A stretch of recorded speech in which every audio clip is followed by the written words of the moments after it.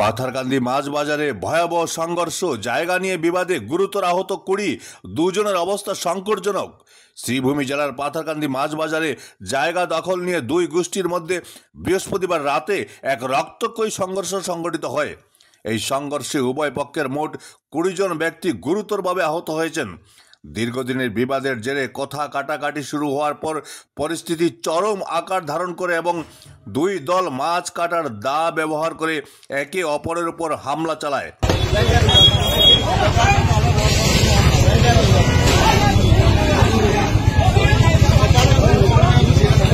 আহতদের মধ্যে হেলাল উদ্দিন, রিয়াজ উদ্দিন ও জাহেদ উদ্দিনের নাম জানা গেছে। আহতদের প্রথমে পাথারকান্দি হাসপাতালে নিয়ে যাওয়া হয়। সেখানে প্রাথমিক চিকিৎসার পর উন্নত চিকিৎসার জন্য তাদের করিমগঞ্জ সিভিল হাসপাতালে পাঠানো হয়েছে। তবে আঘাত গুরুতর হওয়ায় দুজনকে করিমগঞ্জ থেকে দ্রুত শিলচর মেডিকেল কলেজ হাসপাতালে স্থানান্তর করা হয়েছে। পুলিশ ঘটনাস্থলে পৌঁছে পরিস্থিতি নিয়ন্ত্রণে আনে এবং ঘটনা তদন্ত শুরু করেছে। আমার নাম হেলাল উদ্দিন, মাছ ব্যবসায়ী মানুষ।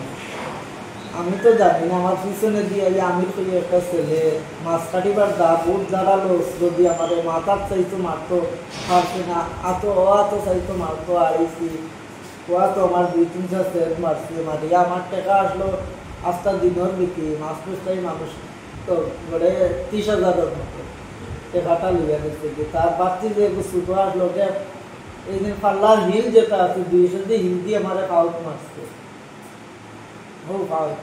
মারছে। তো এরপরে আর আমি ঘটনাটা কোন জায়গাতে পাথারকান্দি মাছ বাজার, আমরা এখনো জানি না আমি কিতার লগে দিন তারাই আক্রমণ করছে। আমার লগর আমার বাতি যে আসলো, আমার বাতি যা হয়েছে নাকি না আমি জানি না। আমার বাইক নিয়ে আসলো, আমার লাগা দোকানে তার আহত হয়েছে, তার মাথা চাকা ফাটাই গেছে।